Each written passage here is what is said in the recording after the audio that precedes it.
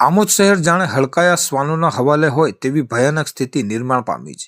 તંત્રના પોલા દાવાઓ અને કાગળ પરની કામગીરીની પોલ ખુલતા કિસ્સામાં વાટા વિસ્તારમાં 12 વર્ષના માસૂમ બાળક પર જીવલેણ હુમલો થતા સમગ્ર પંથકમાં રોષની જ્વાળા ભભૂકી ઉઠી છે.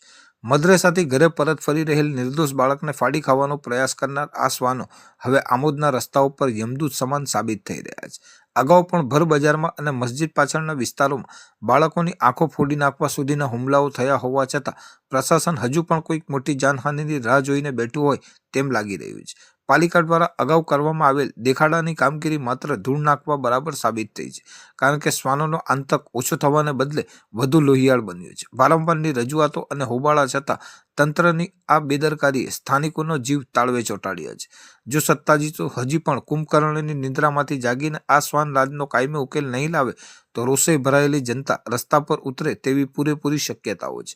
આમોદની જનતા હવે ઠાલા આશ્વાસનો નહીં પણ રસ્તા પર સુરક્ષિત ચાલવાની ખાતરી અને આ લોહી તરસ્યા શ્વાનોથી કાયમી મુક્તિ ઝંકે છે. આમોદની જનતાના લોહીથી ખરડાયેલ રસ્તાઓ પાલિકાના સત્તાધીશોની નિર્ભરતાની ચાડી ખાઈ રહ્યા છે. પાલિકા તંત્ર માત્ર કાગળ પર ઘોડા દોડાવવા અને આંકડાબાજીમાં વ્યસ્ત છે, જ્યારે વાસ્તવમાં શહેરના રસ્તાઓ પર હિંસક શ્વાનો રૂપી યમદૂતો ખુલ્લેઆમ તાંડવ કરી રહ્યા છે.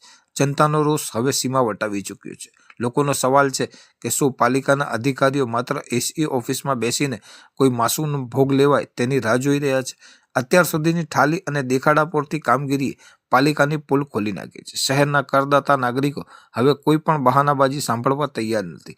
જો આ રક્તપાત સમાન સમસ્યાનો 24 કલાકમાં કાયમી અને ધારદાર ઉકેલ નહીં આવે તો ઉગ્ર આંદોલનના ભડકા પાલિકાના સત્તાધીશોની ખુરશીઓ હચમચાવી દેશે તે નક્કી છે. આમોદની જનતા હવે આશ્વાસનો નહીં પરંતુ પરિણામ ઝંકે છે. બિસ્મિલ્લાહ મોહમ્મદ ભઠ્ઠી. શું થયું? કૂતરું કર્યું આ ભાઈને કયા ગઈ? ઓરી ચકલેથી રાહીમ ઘર આવ્યું ત્યાં આગળ દુકાન છે ને ઓરી ચકલો છે. તે મદ્રસેથી આવતો હતો કૂતરું કર્યું એને, એટલે અમે તૈયારી મેં લઈને આવ્યા. હું એની દાદી થઉં.